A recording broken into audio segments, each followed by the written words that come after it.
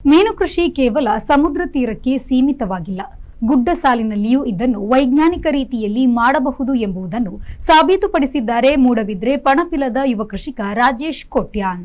ಮನೆಯ ಹಿಂಭಾಗದಲ್ಲಿದ್ದ ಗುಡ್ಡ ಮಾದರಿಯ ಸ್ಥಳದಲ್ಲಿ ಸಮತಟ್ಟು ಮಾಡಿ ಹೊಂಡ ತೋಡಿದ್ರು. ಆನಂತರ ಮೀನು ಕೃಷಿಗೆ ಮುಂದಾದ್ರು. ಕೂಡಲೇ ಮೀನುಗಾರಿಕೆ ಇಲಾಖೆಯನ್ನು ಸಂಪರ್ಕಿಸಿದ ಅವರು ಅದಕ್ಕೆ ಬೇಕಿರುವಂತಹ ಪೂರಕ ಮಾಹಿತಿ ಪಡೆದುಕೊಂಡ್ರು. ಮುರೇಲ್, ರೂಪ್ಚಂದ್, ರೋಹು, ಕಾಟಾ, ಗಿಫ್ಟ್ ತಿಲಾಪಿಯಾ, ಮಂಗೇಶಿಯನ್, ಇರ್ಪೆ, ಸರಕಾರಿ ಮೀನು ಸಹಿತ ಹಲವು ಜಾತಿಯ ಮೀನುಗಳನ್ನು ಇವರು ಸಾಕುತ್ತಿದ್ದಾರೆ. ಕನಿಷ್ಠ 1 ರಿಂದ 3 ಕೆಜಿ ತೂಕದ ಮೀನುಗಳು ಇಲ್ಲಿವೆ. ಇವಿಷ್ಟೇ ಅಲ್ಲದೆ ಹಲವು ಬಗೆಯ ಮೀನಿನ ಮರಿಗಳನ್ನು ಇವರು ಮಾರಾಟ ಮಾಡುತ್ತಿದ್ದಾರೆ. ದಿನಕ್ಕೆ 4 ರಿಂದ 5 ಕೆಜಿ ಹಾಗೂ ರವಿವಾರ ಸುಮಾರು 25 ರಿಂದ 30 ಕೆಜಿಯಷ್ಟು ಮೀನುಗಳು ಮಾರಾಟವಾಗುತ್ತಿವೆ. ಮಂಗಳೂರು, ಉಡುಪಿ ಭಾಗದಿಂದಲೂ ಜನರು ಆಗಮಿಸಿ ಮೀನುಗಳನ್ನು ಖರೀದಿಸುತ್ತಿದ್ದಾರೆ. 7 ವರ್ಷದ ಹಿಂದೆ ಸುಮಾರು 3 ರಿಂದ 5 ಲಕ್ಷ ರೂಪಾಯಿ ಬಂಡವಾಳ ಹೂಡಿಕೆ ಮಾಡಿ ಆರಂಭಿಸಿದ ಈ ಮೀನು ಕೃಷಿ ಕೆಲವೇ ದಿನಗಳಲ್ಲಿ ಅವರ ಕೈ ಹಿಡಿಯತೊಡಗಿದೆ. ಆರಂಭದ ದಿನಗಳಲ್ಲಿ ನೀರಿನಲ್ಲಿ ಅಮೋನಿಯಂ ಹಾಗೂ ಪಿಎಚ್ಸಿ ಮಟ್ಟ ಅಧಿಕವಾದ ಪರಿಣಾಮ ಹಲವು ಮೀನುಗಳು ಸಾವನ್ನಪ್ಪಿದ ಘಟನೆಯೂ ನಡೆದಿತ್ತಂತೆ. ಬಳಿಕ ಮೀನುಗಾರಿಕೆ ಇಲಾಖೆ ಹಾಗೂ ತಜ್ಞರಿಂದ ಮಾಹಿತಿ ಪಡೆದು ಕಾಲಕಾಲಕ್ಕೆ ಹೊಸ ಪ್ರಯೋಗ ನಡೆಸಿದ ಪರಿಣಾಮ ಇಂದು ಯಶಸ್ಸು ಗಳಿಸಿದ್ದಾರೆ. ಆಸಕ್ತಿಯಿಂದ ಆರಂಭಿಸಿದ ಈ ಕೃಷಿ ಆದಾಯ ನೀಡಲು ಆರಂಭಿಸಿದೆ. ಮನೆಯ ಎಲ್ಲಾ ಸದಸ್ಯರು ಇದಕ್ಕೆ ಸಹಕರಿಸುತ್ತಿದ್ದಾರೆ. ಮೀನು ಕೃಷಿಯಲ್ಲಿ ಯಾವುದೇ ನಷ್ಟವಿಲ್ಲ.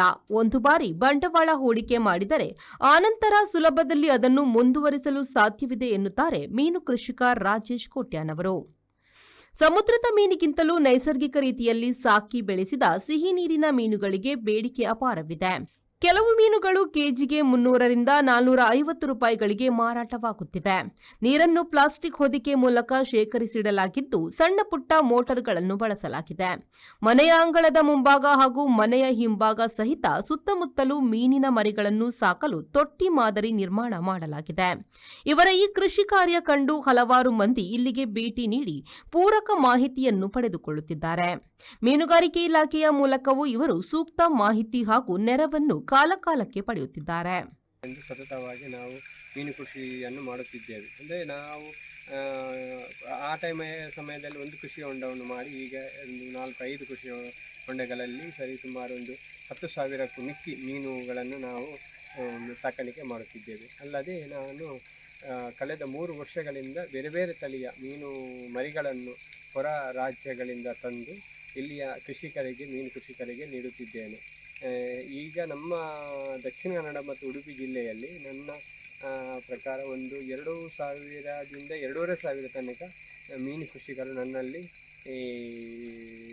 ಕಾಂಟ್ಯಾಕ್ಟಲ್ಲಿದ್ದಾರೆ. ಅಂದರೆ ನಾನು ಅವರಿಗೆ ಆಹಾರವನ್ನು ನೀಡುತ್ತಿದ್ದೇನೆ ಹಾಗೂ ಮೀನು ಮರಿಗಳನ್ನು ನೀಡುತ್ತಿದ್ದೇನೆ. ಒಂದು ಕೆಲವರು ಮೀನುಗಳನ್ನು ನಾವೇ ವಾಪಸ್ ಪಡೆದುಕೊಂಡು ಹೊರ ರಾಜ್ಯಗಳಿಗೆ ಕಳಿಸುವ ವ್ಯವಸ್ಥೆಯನ್ನು ಮಾಡುತ್ತಿದ್ದೇವೆ. ಇದು ಎಲ್ಲರೂ ಮಾಡಬೇಕು. ಯಾಕಂದರೆ ಎಲ್ರಿಗೂ ಈಗ ನಾವು ಕೃಷಿ ಮಾಡುವಾಗ ಅಂದರೆ ಸಮಗ್ರ ಕೃಷಿ ಬೇಕು. ಅಂದರೆ ನಮ್ಮ ಹತ್ರ ಅಡಿಕೆ ಉಂಟು, ತೆಂಗು ಉಂಟು, ಅದರ ಜೊತೆಗೆ ಭತ್ತ ಉಂಟು, ಅಲ್ಲದೆ ಹೈನುಗಾರಿಕೆ ಮತ್ತು ಪೋಲ್ಟ್ರಿಯಲ್ಲಿ ಕೋಳಿ ಸಾಕಾಣಿಕೆ, ಅದರೊಟ್ಟಿಗೆ ಮೀನು ಕೃಷಿ ಕೂಡ. ಹೀಗೆ ನಾವು ಸಮಗ್ರ ಕೃಷಿ. ಬ್ಯೂರೋ ರಿಪೋರ್ಟ್, ವಿ4 ನ್ಯೂಸ್, ಮೂಡಬಿದ್ರೆ.